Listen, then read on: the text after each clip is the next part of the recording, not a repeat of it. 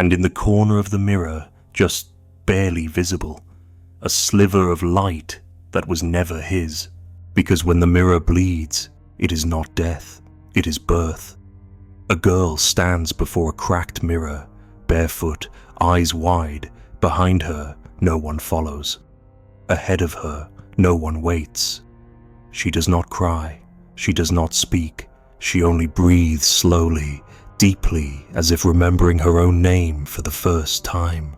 You are a woman who mistook pain for meaning, who turned silence into scripture, who loved the reflection more than the truth. But now, the mirror is broken, and all that's left is you. That is not a tragedy. That is a beginning. You're done bleeding for a man who never once asked to hold your heart with reverence. You're done trying to make mirrors love you back. You are not a bride. You are not a sacrifice. You are not a symbol of longing. Stay long enough to see who you become when you're not bleeding. Stay long enough to mourn the myth and bury it. Because it's over. You're done worshipping ghosts. You're done calling confusion divine. You will want to flee. You will want to call it boring, predictable, safe. Because you have not yet learned that peace can be terrifying when all you've known is war. But stay long enough to see what love looks like without mirrors. And then one day someone will enter your life and not confuse you. They will not leave you guessing. They will not make your heart race with dread and call it passion. They will be still, present, whole, and you will feel your body resist. In the mornings where you don't check your phone, in the days where you don't mention his name, in the moments where you catch your reflection and don't flinch, in the silence that no longer feels like punishment, but peace. You don't know how to live without the myth. You don't know who you are without the wound. But you will, not all at once. Not with fanfare or revelation, but slowly, quietly. You've wrapped your identity around the ache. You've woven your worth into the waiting. You've built an entire religion around the one who would not love you because if he had, then the story would be over. And you're not ready for that. Because then, who would you be? And what you fear, more than heartbreak, more than rejection, more than loss, is this being loved without earning it, being chosen without suffering, being known without having to perform. Almost is a purgatory you mistake for heaven, because it feels familiar, because it feels earned, because it keeps you from confronting what you truly want and fear. Almost lets you stay in control, almost keeps the fantasy alive, almost never asks you to speak your needs aloud. And you are not in love with him. You are in love with the feeling of almost being seen, because almost feels safer than actually. He is not your destiny. He is your detour. He is not your great love. He is your great echo. But he's not a priest. He's a projection. A screen onto which you cast every forgotten part of yourself. But he doesn't. You do. You always did. You just gave it away, hoping he'd make it sacred. You tell yourself it's unfinished, that there's something left to heal, that he still holds a piece of you, because you have not earned it through suffering. And so you return to the mirror. You return to him. Someone who meets your gaze without needing to conquer it. Someone whose silence is not a weapon, but a sanctuary. But you do not believe you deserve that yet. And yet, you ache for it, for someone who sees you not as a role, or a mirror, or a challenge, but as a self. And now, when someone loves you simply, you recoil. You look for the hook, the trap, the punishment. Because anything kind feels counterfeit. Anything stable feels dull. You were trained, unconsciously, to believe that the more pain something causes, the more value it must have. That if you suffer long enough, someone will reward you. That love is something to survive, not receive. Because you were never taught to sit with softness. You were taught to armor it, to romanticize those who withhold, to chase those who pull away. Moments when the ache lifted, just slightly, and you realized it was never about love. It was about control, not over him, over yourself, over the story, over the chaos, over the unbearable softness you've been taught to hide. Moments when you saw your own eyes not in his gaze, but in the mirror and didn't look away. There were moments, weren't there, when you glimpsed it, in the quiet after he left, in the sharp clarity of a morning without his shadow. You think if you love enough, ache enough, break enough, you'll finally become real. But you already are. You just don't recognize yourself without the wound. You needed to suffer so your longing could feel important. You needed rejection so your love could feel transcendent. And so you chose the one who would hurt you again and again, not because you're weak, but because you're trying to bleed your way into wholeness. It was never about him. It was always about you. You needed someone to play the villain so your pain could feel holy. Anything but the truth you gave yourself to someone who never asked for you. And worse, you called that giving sacred. You who made his cruelty poetic. You who turned his neglect into alchemy. You gave him your vulnerability like an offering. And when he dropped it, you blamed fate, or timing, or some karmic lesson. He didn't deceive you. He barely even spoke. It was you who did the work. You who scripted the myth. You who wrote 1,000 meanings onto his cold glances and absent hands. He was simply empty, and into that emptiness, you poured everything you didn't want to confront. Your shame, your unspoken desires, your hunger to be chosen without having to be seen. And when he gave you distance, you interpreted it as intimacy. When he gave you silence, you called it mystery. But it was none of these things. You didn't want to know him, you wanted to collapse into him. You didn't want connection, you wanted surrender.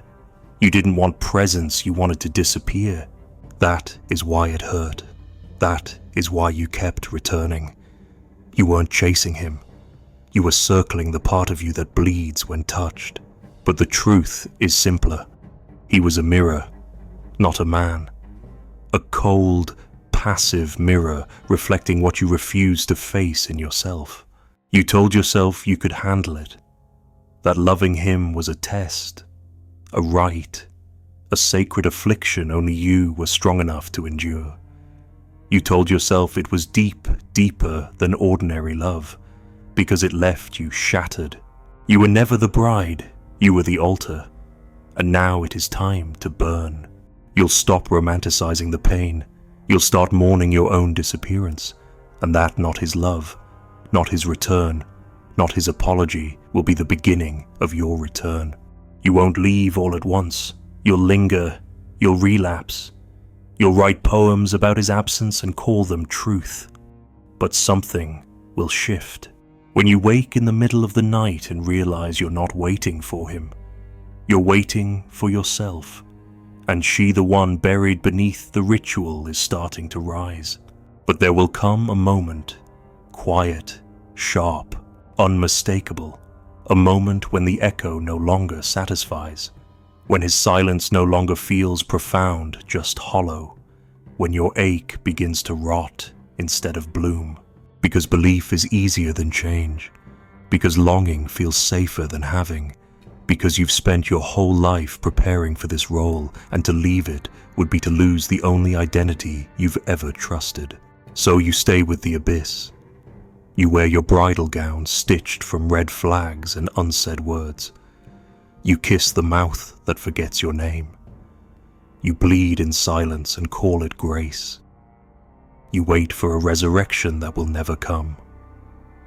And still, you believe. You say you want intimacy, but you run from anyone who looks too closely. You say you want to be loved, but only by those who can't give it.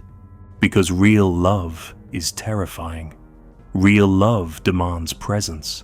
Real love requires you to be seen, not worshipped, not abandoned, but witnessed. And you're not ready for that. Not yet. And so you keep choosing him, not because he is special, but because he allows you to stay broken, because he does not ask you to rise, because he never truly sees you, and that gives you the freedom to stay hidden. You become a priestess of your own erasure, offering everything for a glance, a reply, a trace of warmth. And even when you get it, it never satisfies. Because you don't want him. You want the pain he represents. The proof that your ache is real. But beneath the beauty is a wound that never closes. A hunger that never stills. You walk into rooms and scan for his ghost. You listen to songs and hear his silence between the notes. You stare at your phone like a divination tool, but you would make it sacred because that is what you do. You transmute pain into poetry. You dress wounds in roses. You mistake breadcrumbs for miracles. But what would it mean that you are finally worthy, that the gods have noticed your suffering, that the abyss has blinked and whispered yes, no? It would only mean he was bored, or lonely, or drunk, or cruel. But temples built on longing are always empty. No god ever comes. And still, you light the candles. You prepare the altar. You send one more message. You wait one more night. You say, if he answers, maybe it means something. This is not love.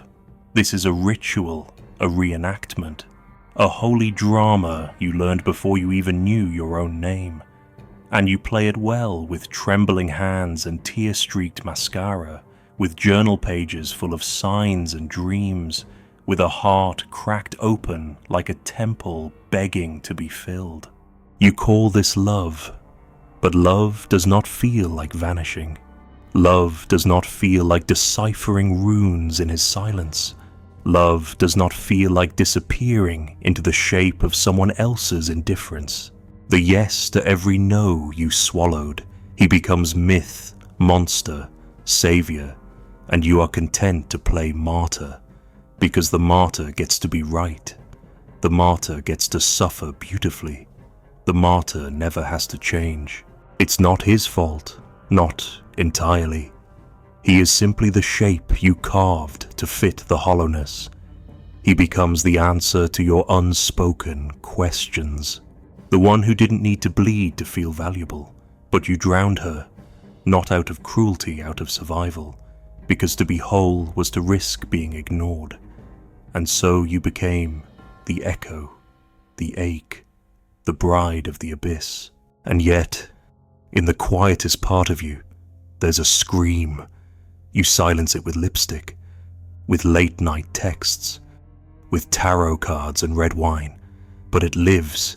It watches, it waits, not for him, for you, the real you, the one who remembers what it felt like to be whole before you believed you had to earn it. You kneel before it, you worship it, you invite him in, not to know him, but to feel yourself disappear, because in your vanishing, you are pure, in your devastation, you are worthy. The less he gives, the more sacred your suffering becomes. You dress your wounds in poetry. You say he's just complicated. You say he's never loved properly. You call your pain devotion. But it's not love, it's longing. That sharp, aching, luminous hunger that makes you feel alive and doomed all at once. You think you're making a choice. But the choice was made for you long before you understood what love meant. You were trained to find beauty in withholding, to confuse power with silence, to earn affection like penance. And now, every cruel man feels like home. You aren't naive. You sense the danger, but it's a familiar danger, isn't it? The kind that coils around your ankles like a childhood lullaby. You've met him before in a father's cold shoulder, in a mother's unspoken rules, in the pages of tragic heroines who were praised for their suffering. You wear the veil, you recite the vows, you dissolve into his absence, and when it ends, nothing has changed except now. You have another ghost to feed, another version of yourself scattered across a memory he never even kept. He walks away untouched. You remain haunted, and still. You call it love. You're not chasing love. You're chasing an initiation, a descent, a moment where the bottom falls out and everything collapses so that maybe you can be reborn. But the truth is uglier. There is no rebirth here, only repetition. He becomes the ritual through which you prove yourself, again and again. And the moment he pulls away, that is the sacred climax. The heartbreak you rehearse in your fantasies. You don't fear abandonment. You crave it, because when he vanishes, it justifies the ache you've carried all your life. He does not promise you forever. That is precisely why you stay. The uncertainty burns sharper than any vow. You confuse your anxiety for passion, your panic for fate. Every unanswered message becomes a sacred omen, every cold glance a prophecy. You romanticize his indifference because it mirrors the way you've always doubted your worth. You call it chemistry, but it is the slow surrender of boundaries, of self, of time, and you don't resist. You offer your throat to it, like a bride kneeling before the altar of something ancient and unnamed, because it is not love you are marrying. It is the abyss. You don't run from the fire. You wear white and walk straight into it. They think you're bewitched by his charm, but it's not charm that binds you. It's the silence, the unspoken pact, the way he doesn't touch you, yet owns the air between your ribs. There is no conversation, only gravity, but you still walk toward him, because somewhere in the dark, you believe that if he devours you completely, maybe, just maybe, you'll finally be free. You in your myth-making, you in your hunger to be more than flesh. The wolf is not your future. He is your past walking on two legs, whispering in riddles, drawing you into stories that no longer belong to you. You are not broken for wanting the wolf. You are human, and beneath the ache is something holy. Not him. You in your longing. And that, to you, feels unbearable. Because if someone truly saw you without needing to be chased, fixed, worshipped, what then? Who would you be? If not the girl who suffers beautifully, who would you become? If not the one who bled for love? You say you want love, but part of you doesn't. Part of you wants the edge, the thrill, the cliff. Because love is terrifying.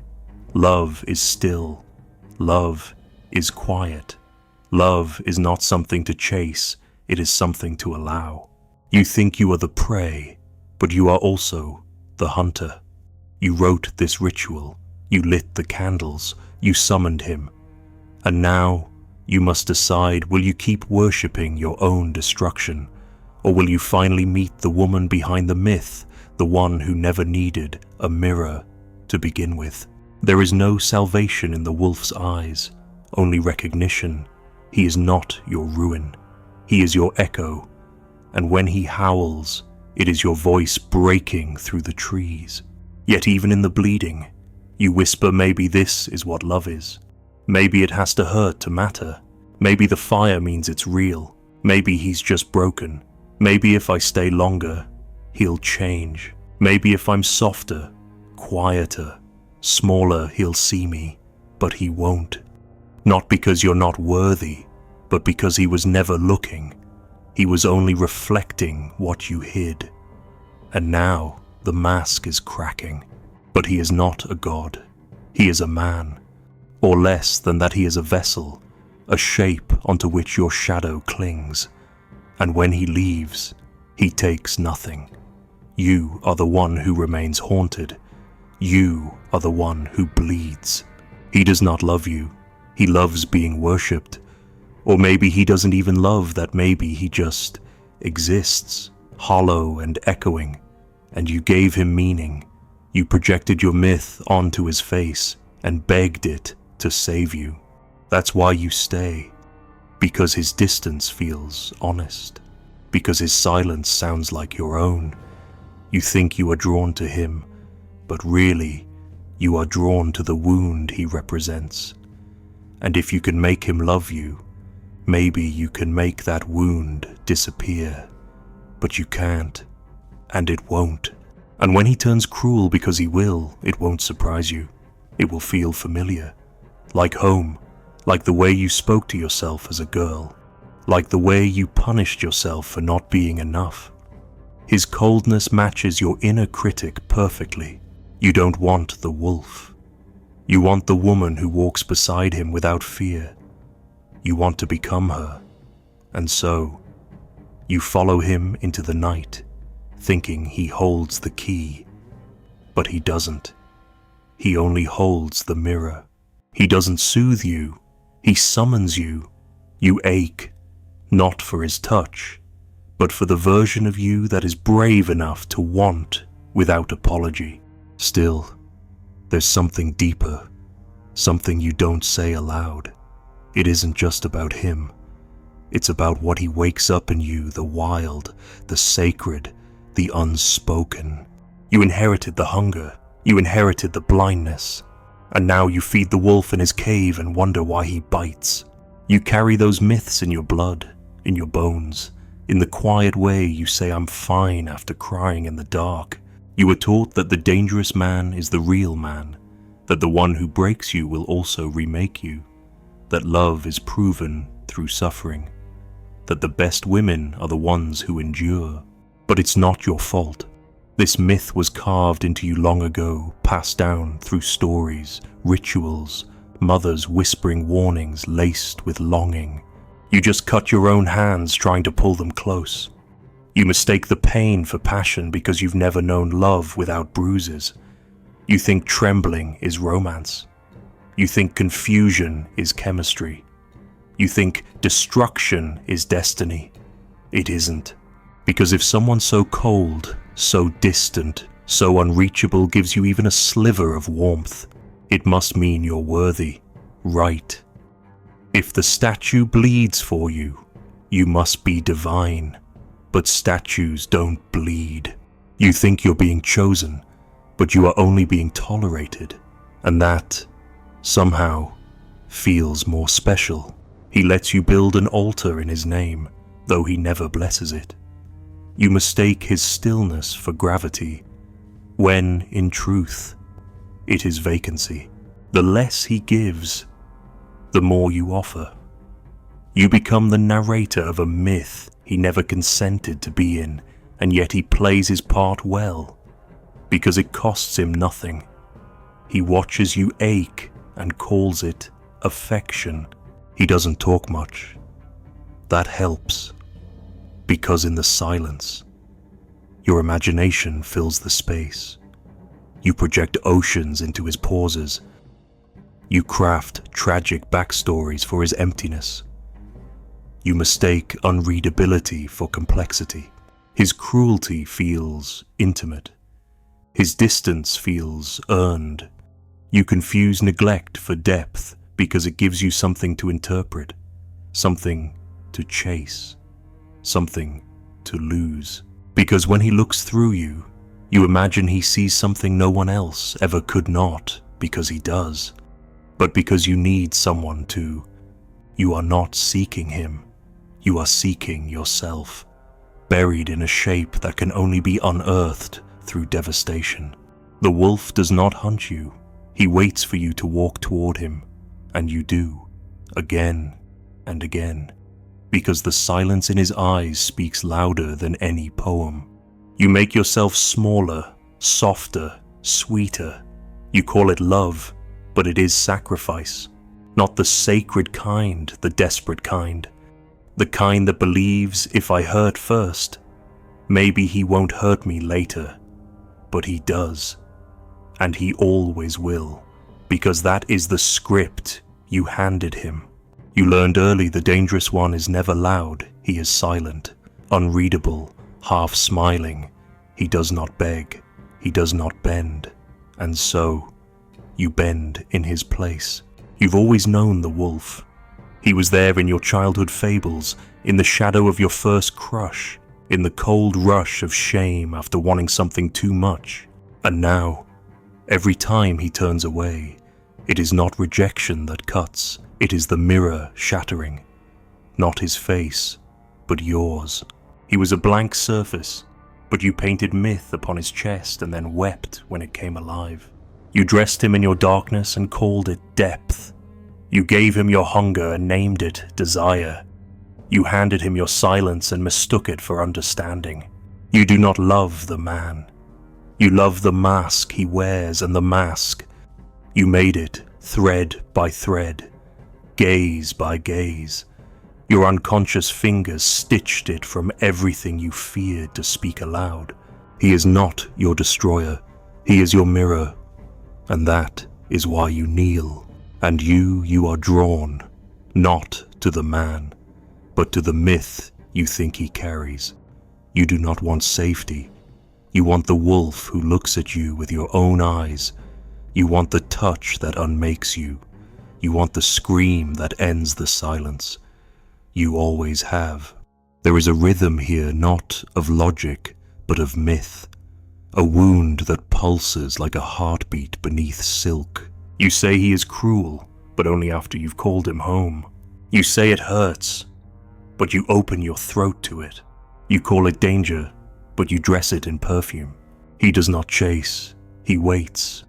Always just far enough to remain untouchable, yet near enough to echo your breath. You've met him in stories where the girl wanders too far into the forest and forgets she ever wanted to return. A presence that made the air heavier, the moon paler, the mirror more reluctant to speak. You have dreamt of him before, not as a face, but as a weight behind the curtain.